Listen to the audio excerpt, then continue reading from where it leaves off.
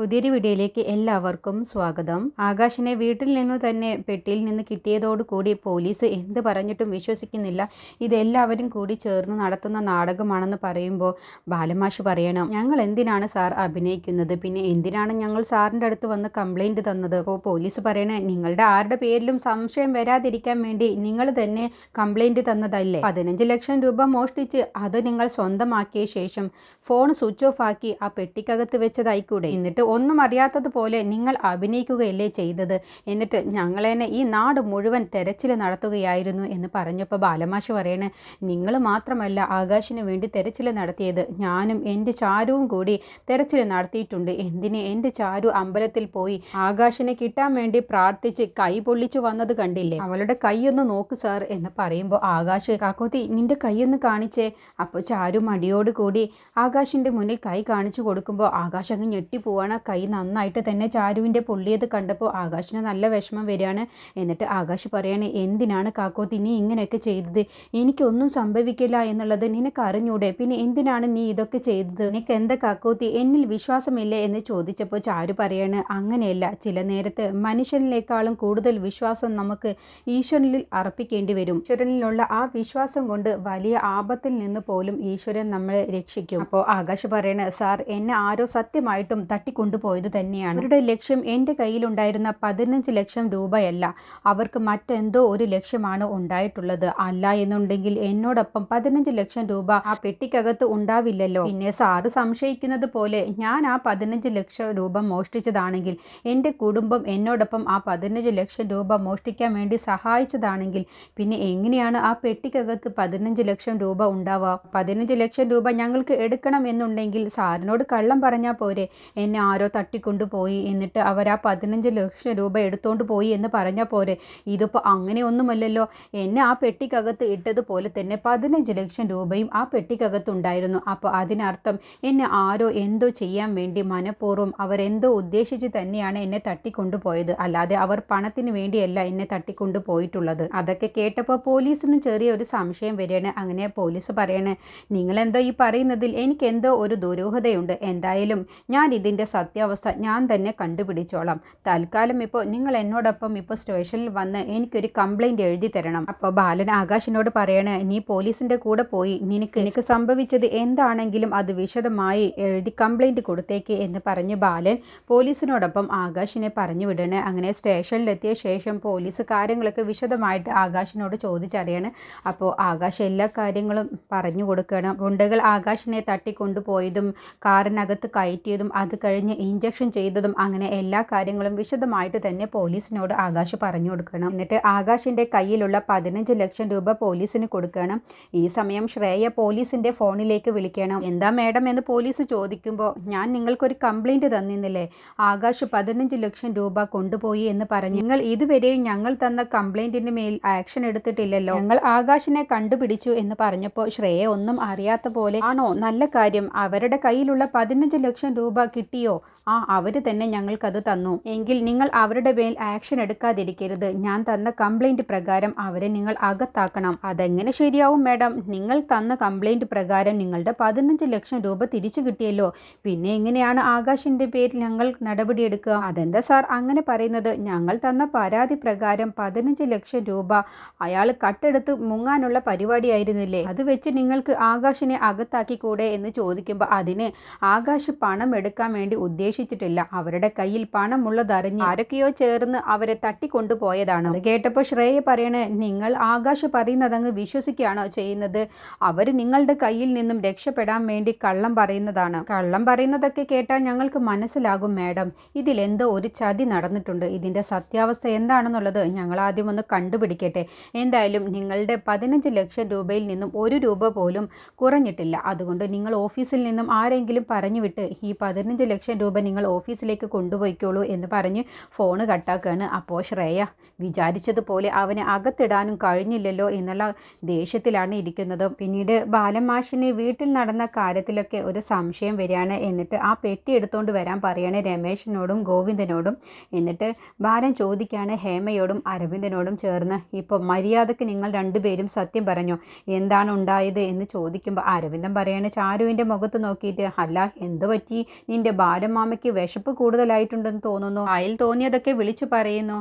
ആദ്യം പോയി നീ ഭക്ഷണം കൊടുക്ക്, എന്നിട്ട് ഉറങ്ങാൻ വേണ്ടി പറ. അപ്പോൾ ചാരു ബാലനോട് ചോദിക്കുകയാണ്, എന്താ ബാലമാമേ എന്ന് ചോദിക്കുമ്പോൾ, അല്ല മോളെ, നീ കേട്ടില്ലേ പോലീസ് പറഞ്ഞത്? കുടുംബത്തിലുള്ളവർ മൊത്തം ചേർന്ന് അഭിനയിക്കുകയാണെന്നുള്ളത്. അത് പോലീസ് പറഞ്ഞത് ഫുള്ളും കള്ളമല്ല. എന്ത് ബാലമാമ പറയുന്നത്? അതെ ചാരു, ഇവിടെ ആകാശിനെ കാണാതായതിൻ്റെ പിറകിലും ആകാശ് എങ്ങനെയാണ് ഈ വീട്ടിൽ പെട്ടിക്കകത്ത് വന്നത് എന്നും ആ പെട്ടി എങ്ങനെയാണ് ഇവിടെ എത്തിയത് എന്നും ആരാണ് ആ പെട്ടി കൊടുത്തു വിട്ടത് എന്നും ഒക്കെ ഇവർക്കറിയാം. നമുക്കാണ് അറിയാത്തതുള്ളൂ. ഇവർക്ക് രണ്ടുപേർക്കും അതിനെക്കുറിച്ച് അറിയാം. അത് കേട്ടപ്പോൾ ഹേമ പറയണേ, എന്ത് ഞങ്ങൾക്കറിയാമെന്നോ? നിങ്ങൾ 3 പേരും കൂടി നടത്തിയ നാടകമാണതെന്ന് ഉള്ളതൊക്കെ ഞങ്ങൾക്ക് മനസ്സിലായി. എന്തിനാ ഒന്നും അറിയാത്ത ഞങ്ങളെ വെറുതെ പറയുന്നത്? ഇപ്പോൾ ബാലൻ പറയണേ, നിങ്ങൾ തന്നെയാണ് ഇതിൻ്റെ പിറകിലെന്നുള്ളത് എനിക്ക് നല്ല സംശയമുണ്ട്. പോലീസ് പറഞ്ഞത് സത്യം തന്നെയാണ്. നിങ്ങൾക്ക് 2 പേരും കൂടി ചേർന്ന് കുടുംബം ഇല്ലാതാവണമെന്നുള്ളതും ഈ കുടുംബം തകർന്നു കാണണമെന്നും ആഗ്രഹിക്കുന്നത് നിങ്ങൾ 2 പേരും തന്നെയാണ്. നിന്റെ ഈ തല തെറിച്ച പയ്യനും നീയും. അപ്പോൾ അശ്വതി പറയണേ, വെറുതെ എന്തിനാണ് അച്ഛാ ഈ വീട്ടിലൊരു പ്രശ്നം ഉണ്ടാക്കുന്നത്? അപ്പോൾ രമേശനും പറയണേ, അതെ അമ്മാവ, ആകാശിനെ തിരികെ കിട്ടുകയും ചെയ്തു. ആകാശിൻ്റെ കയ്യിലുള്ള 15 ലക്ഷം രൂപയിൽ നിന്ന് 1 രൂപ പോലും കുറയാതെ കിട്ടിയില്ലേ? ഇനിയിപ്പോൾ വെറുതെ ഈ വീട്ടിലൊരു പ്രശ്നം ഉണ്ടാക്കണോ? ഇല്ല, ഇത് ഞാൻ അങ്ങനെ വെറുതെ വിടാൻ ഉദ്ദേശിച്ചിട്ടില്ല. അപ്പോൾ അത് കേട്ടപ്പോൾ അരവിന്ദൻ പറയണേ, വെറുതെ വിടാൻ ഉദ്ദേശമില്ലെങ്കിൽ ആ പെട്ടിയും കെട്ടിപ്പിടിച്ചോണ്ട് അവിടെ ഇരുന്നോ എന്നും പറഞ്ഞ് അരവിന്ദൻ ദേഷ്യം പിടിച്ച് അകത്ത് കയറി പോവാൻ വേണ്ടി നോക്കുമ്പോൾ ബാലൻ ഒച്ച എടുത്തോണ്ട് പറയണേ, ഒരാൾ പോലും ഞാൻ ചോദിച്ച ചോദ്യത്തിന് ഉത്തരം തരാതെ ഇവിടെ ആരും അകത്ത് കയറി പോവണ്ട. ഞങ്ങൾ ആരും ഈ വീട്ടിലില്ലാത്ത സമയത്താണ് ഈ പെട്ടി ഇവിടേക്ക് വന്നിട്ടുള്ളത്. ഞാനും ചാരുവും ഗോവിന്ദനൊക്കെ ആകാശിനെ അന്വേഷിച്ചു പുറത്തു പോയി. അപ്പോൾ അശ്വതിയും അനുവും രമേശനും എവിടെയായിരുന്നു? അപ്പോൾ അശ്വതി പറയണേ, ഞങ്ങൾ 3 പേരും കൂടി അമ്പലത്തിലേക്ക് അർച്ചന കഴിപ്പിക്കാൻ, ആകാശിനെ തിരിച്ചു കിട്ടാൻ വേണ്ടി അർച്ചന കഴിപ്പിക്കാൻ വേണ്ടി പോയതാണ്. അപ്പോൾ വീട്ടിൽ ആരും ഇല്ലാത്ത സമയത്ത് ഈ പെട്ടി ഇവിടെ വന്നതിൻ്റെ പിറകിൽ നിങ്ങൾ തന്നെയാണെന്നുള്ളത് ഇപ്പോൾ മനസ്സിലായി. നിങ്ങൾ 2 പേരും അറിയാതെ ഈ പെട്ടി ഒരിക്കലും ആകാശിൻ്റെ റൂമിലെത്തില്ല. അപ്പോൾ നിങ്ങൾ 2 പേരും തന്നെയാണ് ആകാശിനെ ആളെ വിട്ട് അടിച്ച് ബോധം കെടുത്തി പെട്ടിക്കകത്താക്കി ഈ വീട്ടിൽ കൊണ്ടുവന്ന് വെച്ചത് എന്നുള്ളത് എനിക്ക് മനസ്സിലായി എന്ന് പറഞ്ഞപ്പോൾ അരവിന്ദനും ഹേമയും അങ്ങ് ഞെട്ടിപ്പോവാണ്. അപ്പോൾ ബാലൻ ചോദിക്കുകയാണ്, എന്താണ് നിങ്ങൾ 2 പേരും ഇങ്ങനെ ഞെട്ടി നിൽക്കുന്നത്? എങ്ങനെ ഞാനിത് കണ്ടതുപോലെ സംസാരിക്കുന്നു എന്ന് കേട്ടിട്ടാവുമല്ലേ? അമ്മേ, ഈ ബാലൻ മാഷിന് എന്താ, എന്തു പറ്റി? വീട്ടിലിരുന്ന് വെറുതെ ഇരുന്നത് കൊണ്ട് ബുദ്ധിയൊക്കെ കെട്ടുപോയോ? അപ്പോൾ ബാലൻ പറയണേ, ബുദ്ധിയൊക്കെ കെട്ടുപോയോ ഇല്ല എന്നുള്ളത് കുറച്ച് കഴിയുമ്പോഴത്തേനും നമുക്ക് മനസ്സിലാക്കാം. ഞങ്ങൾ ഏതായാലും കംപ്ലൈൻറ്റ് കൊടുത്തിട്ടുണ്ടല്ലോ. അപ്പോൾ അമ്മയും മോനും ഇനിയിപ്പോൾ ജയിലിലേക്ക് പോകുന്നത് നമുക്ക് കാണാമെന്ന് പറഞ്ഞപ്പോൾ ഹേമക്ക് അങ്ങ് ദേഷ്യം പിടിച്ചിട്ട് പറയണേ, നിങ്ങൾ എന്താണ് ഈ വായി തോന്നുന്നൊക്കെ പറയുന്നത്? ഞങ്ങൾ എന്ത് ചെയ്തു എന്നാണ്? ഞങ്ങളൊന്നല്ല ഇതിൻ്റെ പിറകിൽ കളിച്ചത്. ഇതൊക്കെ നിങ്ങളുടെ മകൻ ആകാശ് തന്നെ പണത്തിന് മോഹിച്ച് അവൻ തന്നെയാവും പെട്ടിക്കകത്ത് കയറി കിടന്നുറങ്ങിയത്. അതിൻ്റെ ഒക്കെ പിറകിൽ പറഞ്ഞു കൊടുത്ത കുരുട്ടുബുദ്ധി ഇവളുടെ ആയിരിക്കും. ഇവളായിരിക്കും 15 ലക്ഷം രൂപ സ്വന്തമാക്കാൻ വേണ്ടി ആകാശിന് ഇങ്ങനെയുള്ള പൊട്ട ബുദ്ധി പറഞ്ഞു കൊടുത്തത്. എന്നിട്ടിപ്പോൾ എല്ലാവർക്കും മുന്നിൽ അഭിനയിച്ച് നിൽക്കുന്നത് കണ്ടില്ലേ? അപ്പോൾ ചാരു ചോദിക്കുകയാണ്, നിങ്ങൾ 2 പേരും എന്തിനാണ് ഇങ്ങനെ പച്ചക്കള്ളം പറയുന്നത്? ഞാൻ നിങ്ങളോട് എന്ത് ദ്രോഹമാണ് ചെയ്തത്? അപ്പോൾ അരവിന്ദൻ പറയണം, നീ അങ്ങനെ പാവത്തെ പോലെ അഭിനയിച്ച് ഞങ്ങളുടെ മുന്നിൽ അഭിനയമൊന്നും നടത്തണ്ട. ഇതൊക്കെ വിശ്വസിക്കുന്ന ആള് നിന്റെ ബാലമാമയുണ്ടാവും, അല്ലാതെ ഞങ്ങളെ കൊണ്ട് ഇത് വിശ്വസിപ്പിക്കാനൊന്നും നീ നോക്കണ്ട. 15 ലക്ഷം രൂപ സ്വന്തമാക്കാൻ വേണ്ടി നീയും നിന്റെ ഭർത്താവും കൂടി ഒരുക്കിയ നാടകമാണെന്നുള്ളത് ഞങ്ങൾക്കൊക്കെ മനസ്സിലായിട്ടുണ്ട്. ഇത്രയ്ക്ക് പണത്തിനോട് ആർത്തി ഉണ്ടായിരുന്നെങ്കിൽ എന്നോടൊരു വാക്ക് പറഞ്ഞാമായിരുന്നില്ലേ? എൻ്റെ പേരിലുള്ള എല്ലാ സ്വത്തുക്കളും ഞാൻ വിറ്റ് നിങ്ങൾക്ക് വേണ്ട പണം ഞാൻ തന്നേനല്ലോ എന്നൊക്കെ പറഞ്ഞ് അവരെ വല്ലാതെ കളിയാക്കിയിട്ട് അരവിന്ദനൊക്കെ സംസാരിക്കുമ്പോൾ ബാലൻ പറയണേ, നിന്റെ പോലെ ആർത്തി ആർക്കും ഉണ്ടാവില്ല, നിന്റെ പോലെ കെട്ട ബുദ്ധി ആർക്കും ഉണ്ടാവില്ല. എൻ്റെ ആകാശവും ചാരുവും എങ്ങനെയാണെന്നുള്ളത് ഞങ്ങൾക്കറിയാം. നിനക്കും നിന്റെ അമ്മയ്ക്കുമല്ലേ ആർത്തി മുട്ടു നടക്കുന്നത്? നിനക്കൊരു അമ്മയാണെന്ന് പറയാനുള്ള എന്ത് അർഹതയും യോഗ്യതയുമാണ് നിനക്കുള്ളത്? സ്വന്തം മകൻ 2 ദിവസം ആ പെട്ടിക്കകത്ത് ബോധമില്ലാതെ കിടന്നിട്ട് പോലും നിന്റെ മനസ്സിലേക്ക് ഒരു അലിവ് പോലും തോന്നുന്നില്ലല്ലോ. അത് കേട്ടപ്പോൾ അരവിന്ദൻ പറയണ, ഓ, എന്തൊരു അലിവാണ് നിങ്ങൾക്ക് ആകാശിനോടുള്ളത്. ഞാൻ കുറച്ച് ദിവസങ്ങളോളമായി ഈ വീട്ടിൽ നിന്നും പോയിട്ട് നിങ്ങൾക്ക് എന്തു സങ്കടമായിരുന്നു ഉണ്ടായിരുന്നത്. അപ്പോൾ ഹേമ പറയണേ, നിങ്ങൾക്ക് എപ്പോഴും ആകാശം മാത്രമാണ് മകനായിട്ട് നിങ്ങൾ കണ്ടിട്ടുള്ളൂ. എൻ്റെ അരവിന്ദിനെ കുറിച്ച് നിങ്ങൾ ഇന്നുവരെ ചിന്തിച്ചിട്ടുണ്ട്? അവൻ നശിച്ചു പോകണമെന്നല്ലേ നിങ്ങൾ ആഗ്രഹിച്ചിട്ടുള്ളൂ എന്ന് പറഞ്ഞപ്പോൾ ബാലൻ പറയണേ, മിണ്ടി പോവരുത്. ഒരിക്കലും ഞാൻ അങ്ങനെ ആഗ്രഹിച്ചിട്ടില്ല. ഇന്ന് വരെ ഞാൻ അവൻ നശിച്ചു കാണണം എന്നുള്ളത് പറഞ്ഞിട്ട് പോലുമില്ല. അവൻ നശിച്ചു കാണണം എന്നുള്ളത് ഞാനോ ചാരുവോ ആകാശോ ഇന്ന് വരെ കരുതിയിട്ടുമില്ല. അവൻ നശിച്ചു കാണുന്നതിന് കാരണക്കാരൻ നീയും അവനും തന്നെയാണ്. അപ്പോൾ അരവിന്ദ് പറയണേ, ഞാനിപ്പോൾ ഇങ്ങനെ ആയതിൻ്റെ കാരണക്കാരൻ തന്നെ നിങ്ങളൊക്കെ തന്നെയാണ്. ഇപ്പോൾ എനിക്കൊരു അനിയനില്ലായിരുന്നെങ്കിൽ ആ നിൽക്കുന്നവളുണ്ടല്ലോ, അവളാണ് എൻ്റെ തലയിലുണ്ടാവുക. അപ്പോൾ അവനുണ്ടാവേണ്ടിയിരുന്ന എല്ലാ കാര്യങ്ങളും എൻ്റെ ജീവിതത്തിലാണ് ഉണ്ടാവേണ്ടിയിരുന്നത്. ഞാനായിരിക്കും ആകാശിന് പകരം ആ പെട്ടിക്കകത്ത് ഉണ്ടാവേണ്ടിയിരുന്നത്. ഇതിനൊക്കെ കാരണക്കാരി അവൾ തന്നെയാണ്. അവൾ കാരണമാണ് ആകാശ് ഇപ്പോൾ ഇങ്ങനൊരു അവസ്ഥയിൽ എത്തിയത് എന്നൊക്കെ പറയുമ്പോൾ ചാരുവിൻ്റെ മനസ്സിൽ അപ്പോൾ ഒരു സംശയം വരികയാണ്. അങ്ങനെ ചാരു നേരെ ശ്രേയയെ കാണാൻ വേണ്ടി ഓഫീസിലേക്ക് ചെല്ലാണ്. അപ്പോൾ ചാരുവിനെ കണ്ടപ്പോൾ സെക്യൂരിറ്റി പറയണേ, ഞാൻ മേഡത്തിനോട് പോയി അനുവാദം വാങ്ങിച്ചിട്ട് വരാമെന്ന് പറഞ്ഞതോടുകൂടി ചാരു ആ സെക്യൂരിറ്റി അങ്ങ് ദേഷ്യത്തിൽ അങ്ങ് നോക്കുകയാണ് കേട്ടോ. അതോടുകൂടി അയാൾ തന്നെ അങ്ങ് പേടിച്ചു പോവാണ്. എന്നിട്ട് സൗമ്യ ചാരു എന്ന് പറഞ്ഞ് വിളിക്കുമ്പോഴും അതൊന്നും ശ്രദ്ധിക്കാതെ ചാരു നേരെ ശ്രേയയുടെ റൂമിലേക്ക് ചെല്ലുകയാണ്. എന്നിട്ട് ദേഷ്യത്തിൽ തറപ്പിച്ച് നോക്കുകയാണ് കേട്ടോ. അപ്പോൾ ശ്രേയ ഇങ്ങനെ കളിയാക്കിയ മട്ടിൽ ചാരുവിനോട്, ആരിത് ചാരുവോ, നിനക്ക് സുഖമല്ലേ, നീ ആളൊരു കില്ലാടിയാണെന്നുള്ളത് ഇപ്പോൾ എനിക്ക് മനസ്സിലായി. നീ നിന്റെ ഭർത്താവിനെ കാണാതായപ്പോഴത്തേക്കും നീ നാട്ടിലുള്ള എല്ലാ അമ്പലങ്ങളിലും കയറി ഇറങ്ങി പ്രാർത്ഥനയും വഴിപാടുമൊക്കെ ചെയ്ത് നീ നിന്റെ ഭർത്താവിനെ തിരിച്ച് വീട്ടിലെത്തിച്ചു അല്ലേ എന്ന് പറഞ്ഞതോടുകൂടി ചാരു പറയണ്, അതെ, ഞാൻ ആരാണെന്നുള്ളത് നീ ഇനി അറിയാൻ പോകുന്നതേ ഉള്ളൂ ശ്രേയ. നീ പറഞ്ഞത് ശരിയാണ്. ഈശ്വരൻ്റെ സഹായത്തോടു കൂടി തന്നെയാണ് എനിക്ക് അക്കുച്ചേട്ടനെ തിരിച്ചു കിട്ടിയത്. പക്ഷേ എൻ്റെ അക്കുച്ചേട്ടനെ കടത്തിയത് ആരാണെന്നുള്ളത് ഞാൻ കണ്ടുപിടിച്ചു. എന്തു പറ്റി ശ്രേയ, നീ ഞാനിത് പറഞ്ഞിട്ടും ഒന്നും മിണ്ടുന്നില്ലല്ലോ. അക്കുച്ചേട്ടനെ തട്ടിക്കൊണ്ടുപോയവരെ ഞാൻ കണ്ടുപിടിച്ചു എന്ന് പറഞ്ഞപ്പോൾ നീ അത് കണ്ടുപിടിച്ചു ആരാണെന്നുള്ളത് ചോദിക്കുമെന്നാണ് ഞാൻ കരുതിയത്. പക്ഷേ നീ എന്താ ഒന്നും മിണ്ടാതെ നിൽക്കുന്നത് ശ്രേയ? അപ്പോൾ ശ്രേയ ചാരുവിനെ കളിയാക്കിയിട്ട് പറയണ, ആണോ, അങ്ങനെയാണോ, എങ്കിൽ ഞാൻ നിന്റെ സമാധാനത്തിന് ഞാൻ ചോദിക്കാം, നിന്റെ ഭർത്താവിനെ തട്ടിക്കൊണ്ടുപോയത് ആരാണെന്നുള്ളത് നീ കണ്ടുപിടിച്ചോ? അത് ആരാണ്? എനിക്ക് ആകാംക്ഷയോടുകൂടി ഞാൻ ചോദിക്കുകയാണ്. അപ്പോൾ ചാരുവും തിരിച്ച് ശ്രേയയെ കളിയാക്കിയിട്ട് പറയണേ, നീ വലിയ പഠിച്ചവളും നീ നല്ല ബുദ്ധിയുള്ളവളുമല്ലേ, പക്ഷേ ഈ ലോകത്ത് ഏതൊരു കുറ്റകൃത്യം ചെയ്താലും അതിന് എന്തെങ്കിലും ഒരു തെളിവ് അവശേഷിക്കും. അത് എത്ര തന്നെ സൂക്ഷിച്ച് ചെയ്താലും എന്തെങ്കിലും ഒരു തെളിവ് അവിടെ അടയാളമായി കിടക്കും. അതുപോലെ ഒരു തെളിവ് തന്നെയാണ് എനിക്കും കിട്ടിയത്. ഓ ശ്രേയ, നീ എന്താടി കളിതമാശ പറയുന്നത്?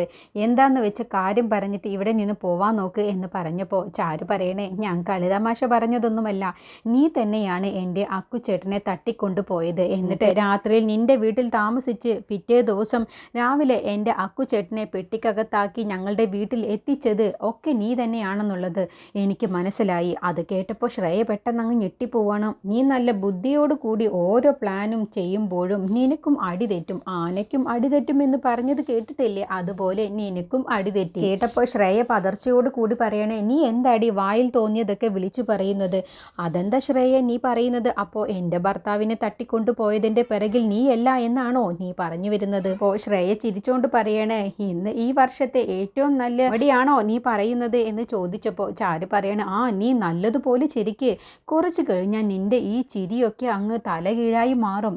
എന്നിട്ട് നിനക്കും നല്ല സ്വീകരണത്തോടു കൂടി ഇവിടെ നിന്നും പടിയിറങ്ങാം. പിന്നെ സ്വീകരണത്തോടു കൂടി കൊണ്ടുപോകാനുള്ള ആളുകളിപ്പോൾ വരുമെന്ന് പറഞ്ഞപ്പോൾ ശ്രേയ കൂടുതൽ വിളച്ചിലെടുക്കാതെ കാര്യം എന്താണെന്ന് വെച്ച് പറഞ്ഞോ, അല്ല എന്നുണ്ടെങ്കിൽ കഴുത്തിന് പിടിച്ച് പുറത്താക്കും എന്ന് പറഞ്ഞപ്പോൾ ധൃതി വെക്കല്ലേ ശ്രേയ, നിനക്ക് എന്നെ പുറത്താക്കാനല്ലേ കഴിയൂ, പക്ഷേ ഞാൻ നിന്നെ അകത്താക്കാനാണ് വന്നിരിക്കുന്നത്. നീ എന്താടി പറയുന്നത്? നീ എന്നെ പോലീസിനെ കൊണ്ട് പിടിപ്പിക്കുമെന്നല്ലേ പറഞ്ഞത്? അതിനുള്ള തെളിവുകൾ വേണം. അതിനുള്ള തെളിവ് നിൻ്റെ കയ്യിലുണ്ടോ? ഓ, തെളിവാണോ വേണ്ടത്? അതിനുള്ള തെളിവുമായിട്ടല്ലേ ഞാനിപ്പോൾ നിൻ്റെ അടുത്തേക്ക് വന്നിരിക്കുന്നത്. എന്നിട്ട് ചാരു പേഴ്സ് തുറന്ന് അതിലുള്ള ആ ഒരു പേപ്പർ അങ്ങ് എടുക്കുകയാണ് കേട്ടോ. അപ്പോൾ ശ്രേയയുടെ പേരിൽ ആ പെട്ടി ഓർഡർ ചെയ്ത സമയത്ത് ബിൽ തുകയും അഡ്രസ്സും ഒക്കെ എഴുതിയിട്ടുള്ള ആ ഒരു ലിസ്റ്റാണ് കൊടുക്കുന്നത്. അത് കണ്ടതോടുകൂടി ശ്രേയ അങ്ങ് ഞെട്ടിപ്പോവാണ്. എന്താ നീ ഞെട്ടിപ്പോയോ ശ്രേയ എന്ന് പറഞ്ഞുകൊണ്ട് കയ്യിലുള്ള ആ ബില്ല് തട്ടിപ്പറിച്ച് ചാരു അങ്ങ് വാങ്ങാൻ കേട്ടോ. അത് പിന്നെ എന്ന് പറഞ്ഞ് ശ്രേയ ആ ബില്ല് തിരിച്ച് ചാരുവിൻ്റെ കയ്യിൽ നിന്നും വാങ്ങാൻ വേണ്ടി നോക്കുമ്പോൾ, ഓ ഞാനങ്ങനെ മണ്ടിയൊന്നുമല്ല, നിൻ്റെ കയ്യിൽ ഈ തെളിവ് കിട്ടിയാലേ നീ അത് നശിപ്പിക്കും. അത് ഒരിക്കലും സംഭവിക്കരുത്. ഇത് വെച്ച് നിന്നെ അകത്താക്കാൻ എനിക്ക് നിഷ്പ്രയാസം കഴിയും. ഞങ്ങളേതായാലും തട്ടിക്കൊണ്ടുപോയതിൻ്റെ പിറകിൽ ആരാണെന്നുള്ളത് കണ്ടുപിടിക്കാൻ വേണ്ടി പോലീസിൻ്റെ അടുത്ത് കംപ്ലൈൻറ്റ് കൊടുത്തിട്ടുണ്ട്. ഇത് ഞാൻ പോലീസിൻ്റെ അടുത്ത് കൊണ്ടുപോയി കൊടുത്താലേ നിന്നെ ഇപ്പോൾ കയ്യിൽ വിലങ്ങി വെച്ച് ഈ ഓഫീസിൽ നിന്നും നിന്നെ കൊണ്ടുപോകുന്നത് എനിക്ക് എൻ്റെ കണ്ണ് നിറയെ കാണുകയും ചെയ്യാം. അതോടുകൂടി നിൻ്റെ ഈ പദവി ഉണ്ടല്ലോ, നിൻ്റെ ഇപ്പോൾ ഈ ഉയർന്നു നിൽക്കുന്ന ഈ പദവി അങ്ങ് ഇല്ലാതാവുകയും ചെയ്യും. ഈ പേപ്പർ എനിക്കെങ്ങനെ കിട്ടി എന്നാവുമല്ലേ നീ കരുതുന്നത്? അതോ നീ എൻ്റെ അക്കുച്ചേട്ടനെ പെട്ടിക്കകത്താക്കിയില്ലേ, ആ പെട്ടിക്കകത്ത് നിന്നാണ് എനിക്ക് ഈ ഒരു പേപ്പർ കിട്ടിയത്. എന്നോടിപ്പോൾ തെളിവ് ചോദിച്ചില്ലേ, ഈ തെളിവ് മാത്രം മതി നിന്നെ അകത്താക്കാൻ എന്ന് പറഞ്ഞതോടുകൂടി ശ്രേയ അങ്ങ് പേടിച്ച് പതർച്ചയോട് കൂടിയാണ് കേട്ടോ നിൽക്കുന്നത്. അങ്ങനെ ശ്രേയ ആകെ പേടിച്ച് നിൽക്കുന്ന സമയത്ത് ചാരു പറയണേ, എന്തു പറ്റി ശ്രേയ, നീ അങ്ങ് പതറുകയാണോ? നീയല്ലേ കുറച്ചു നേരത്തെ നല്ല ചിരിച്ചത്, ഇപ്പൊ എന്താ നിന്റെ ചിരിയൊക്കെ പോയോ? നിന്റെ കൂടെ ജോലി ചെയ്യുന്ന ഒരു സ്റ്റാഫിനോട് നീ ചെയ്ത ചതിക്ക് ഉറപ്പായും നിന്റെ ജോലിയും പോവും, നിന്റെ മാനവും പോവും. അവസാന നാൾ വരെയും നിനക്ക് ജയിൽ ശിക്ഷ അനുഭവിക്കേണ്ടി വരും. ഈ പേപ്പർ വെച്ച് തന്നെ നിന്റെ തലയെഴുത്ത് മാറാൻ പോവുകയാണെന്ന് പറഞ്ഞപ്പോൾ ശ്രേയ അങ്ങ് പേടിച്ച് നിൽക്കുകയാണ്. എന്നിട്ട് ശ്രേയ ചാരുവിന്റെ കയ്യിലുള്ള ആ പേപ്പർ തട്ടിപ്പറിച്ച് വാങ്ങാൻ നോക്കുമ്പോൾ, അയ്യോ നീ ധൃതി വെക്കല്ലേ ശ്രേയ, നിനക്ക് ജയിലിലേക്ക് പോവാൻ അത്രയ്ക്ക് പേടിയാണോ ശ്രേയ? ഒരു തെറ്റും ചെയ്യാത്ത എൻ്റെ അക്കു ചേട്ടനെ നീ ജയിലിലേക്ക് അയക്കാൻ വേണ്ടി നോക്കിയതല്ലേ? അപ്പോൾ നിനക്ക് ജയിൽ പാടില്ല, എൻ്റെ അക്കു ചേട്ടൻ ജയിലിലേക്ക് പോയിക്കോട്ടെ എന്നായിരുന്നില്ലേ നിന്റെ ഭാവം? ഇനി ഞാൻ നിന്നോട് കൂടുതൽ സംസാരിക്കുന്നില്ല, എന്നാ പോട്ടെ ശ്രേയ എന്ന് പറഞ്ഞ് ചാരു പോവാൻ നിൽക്കുമ്പോൾ ശ്രേയ ചാരുവിൻ്റെ കാല് പിടിച്ച് യാചിച്ചുകൊണ്ട് പറയാണ്, ചാരു നീ ഇത് വിട്ടേക്ക്, ഇനി ഞാൻ ഒരിക്കലും നിങ്ങളുടെ ജീവിതത്തിൽ ഒരു കരടായി വരില്ല, എന്നോട് ക്ഷമിക്ക്, ഇനി ഞാൻ ഒരിക്കലും ആകാശിനെ ഉപദ്രവിക്കില്ല. ഇതോടുകൂടി ഞാനും ആകാശും തമ്മിലുള്ള എല്ലാ കാര്യവും കഴിഞ്ഞു. ഇനി നിങ്ങൾക്ക് ഒരു കരടായി ഞാൻ ഒരിക്കലും ആകാശിനെ ഉപദ്രവിക്കുകയോ നിങ്ങളുടെ ജീവിതത്തിലേക്ക് വരികയോ ചെയ്യില്ല എന്ന് പറഞ്ഞ് കാല് പിടിച്ചുകൊണ്ട് ശ്രേയ അങ്ങ് ചോദിക്കുമ്പോൾ ചാരു പിന്നെ മനസ്സലിയുകയാണ്. അപ്പോൾ ചാരു പറയണേ, നീ ഇത് പറഞ്ഞത് വാക്കല്ലേ എന്ന് ചോദിക്കുമ്പോൾ അതെ വാക്ക് തന്നെയാണ് എന്ന് പറയട്ടോ. എങ്കിലിപ്പോൾ ഞാൻ ഇത് ക്ഷമിക്കുന്നു, ഞാനിപ്പോൾ തൽക്കാലം ഞാൻ പോലീസിന് ഈ തെളിവ് കാണിച്ചു കൊടുക്കുന്നില്ല. നീ പറഞ്ഞ വാക്ക് ഞാൻ വിശ്വസിക്കുന്നു. ഇനി മേലിൽ നീ എൻ്റെ അക്കുചേട്ടനെ ഉപദ്രവിക്കില്ല എന്ന് പറഞ്ഞതുകൊണ്ട് മാത്രമാണ് ഞാനിപ്പോൾ ഇത് ക്ഷമിക്കുന്നത്. എത്രയായാലും നീ എൻ്റെ അക്കുചേട്ടനെ ഒരു കാലത്ത് മനസ്സറിഞ്ഞ് സ്നേഹിച്ചതല്ലേ? ആ സ്നേഹത്തിന് നീ ഒരു വിലയും കൽപ്പിക്കുന്നില്ലെങ്കിലും ഞാൻ ആ സ്നേഹത്തിന് വില കൽപ്പിക്കുന്നുണ്ട്. അതുകൊണ്ട് മാത്രമാണ് നിന്നോടിപ്പോൾ ഞാൻ ക്ഷമിക്കുന്നത് എന്നും പറഞ്ഞിട്ടാണ് ചാരു അവിടെ നിന്ന് പോകുന്നത്. അപ്പോൾ ശ്രേയയോട് ചാരു പറയുന്നുണ്ട്, നീ ഇപ്പം എന്നോട് പറഞ്ഞത് ഇനി മേലിൽ അക്കുചേട്ടനോടോ എന്നോടോ ഒന്നും ചെയ്യില്ല എന്നല്ലേ? പക്ഷേ ഞാനത് പൂർണ്ണമായും വിശ്വസിക്കുന്നില്ല. നിന്നെക്കൊണ്ട് കഴിയുന്നത് പോലെ നീ നിനക്ക് ചെയ്യാവുന്നിടത്തോളം നീ ചെയ്യേ, പക്ഷേ ഒരിക്കലും നിന്നെക്കൊണ്ട് ഒരിക്കലും എന്നെയും അക്കുചേട്ടനെയും പിരിക്കാൻ കഴിയില്ല എന്ന് വെല്ലുവിളിച്ചുകൊണ്ടാണ് ചാരു അവിടെ നിന്ന് പോകുന്നത്. ഇനിയെങ്കിലും മര്യാദയ്ക്ക് ജീവിക്കാൻ നോക്ക് എന്ന് പറഞ്ഞിട്ടാണ് ചാരു പോകുന്നത്. അങ്ങനെ ചാരുവിൻ്റെ മുന്നിൽ ശ്രേയക്ക് നാണം കെട്ട് നിൽക്കേണ്ടി വരികയാണ്. അങ്ങനെ ചാരുവിൻ്റെ ഔദാര്യത്തിൽ ശ്രേയ തൽക്കാലം ജയിലിലേക്ക് പോവാതെ രക്ഷപ്പെടുകയാണ്. ഇതിനെക്കുറിച്ചുള്ള ബാക്കി റിവ്യൂ അടുത്ത വീഡിയോയിൽ പറയാം.